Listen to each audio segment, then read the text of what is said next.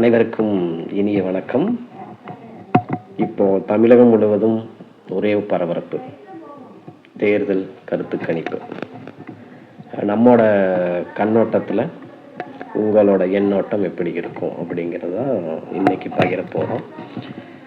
எந்த கட்சி ஆட்சி பிடிக்கும் அப்படின்னு சொல்லி தமிழகம் முழுவதும் பரபரப்பு தான், எங்கும் பரப்புரை தான்.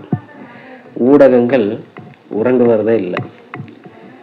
உண்மைகள் பல இடங்களில் ஊமையாக தான் இருக்கு. பொய்கள் புயலாய் வீசுகிறது. இன்னும் கொஞ்ச நாள் தான் இவர்களின் வேகங்கள். பொய்கள் புயலாய் வீசுகிறது, உண்மைகள் பல இடங்கள் உறங்கிக் கொண்டுதான் இருக்கிறது. இன்னும் கொஞ்ச நாள் தான் இவர்களின் வேகங்கள். ஏதோ ஒரு கட்சி ஆட்சி அமைக்கத்தான் போகுது. ஆனால் நம்மோட கருத்து கணிப்பு என்னவாக இருக்கும்?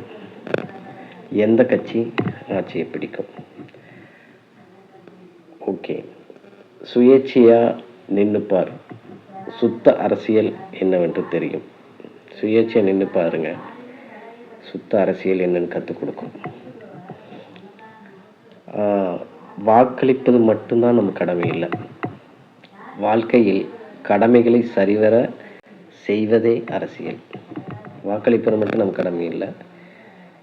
நம்ம அந்த வாழ்க்கையில் என்ன கடமைகளை எப்படி செய்யணுங்கிறதும் ஒரு அரசியல் தான்.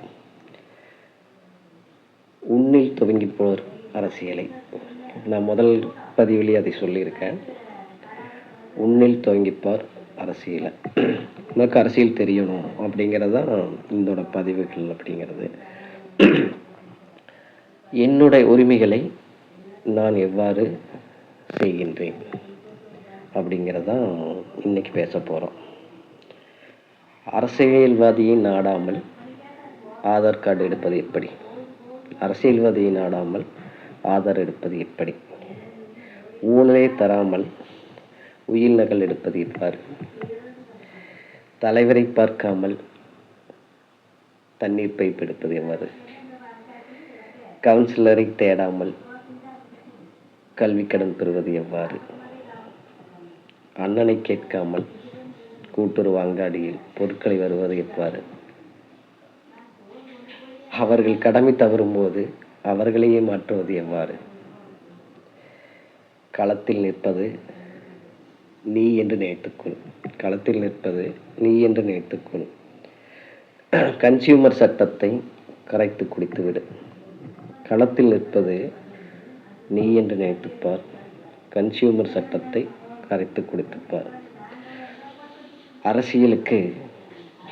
அரசியல்வாதிகளுக்கு 5 வருடம்தான் இருக்கிறது, அரசாங்கத்திற்கல்ல.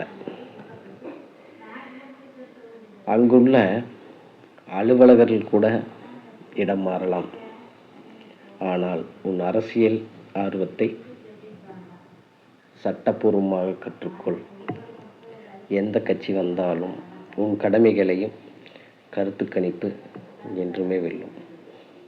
எந்த கட்சி ஜெயித்தாலும் நீ உனக்கு சட்டம் தெரிஞ்சுன்னா உன் கருத்து கணிப்பு தான் ஜெயிக்கும். உன்னோட தேவைகளை உனக்கு சட்டபூர்வமான அரசியல் கற்று எங்கே எப்படி போனால் எந்த ஆஃபீஸை எந்த இடத்துல எந்த தகவல் தேடணுங்கிறது தகவல் உரிமை சட்டத்தை தவறாமல் கற்றுக்குங்க. நாம் நினைக்கிற கருத்து கணிப்பு தவறவே தவறாது. வாக்களிப்போம் நமக்கு.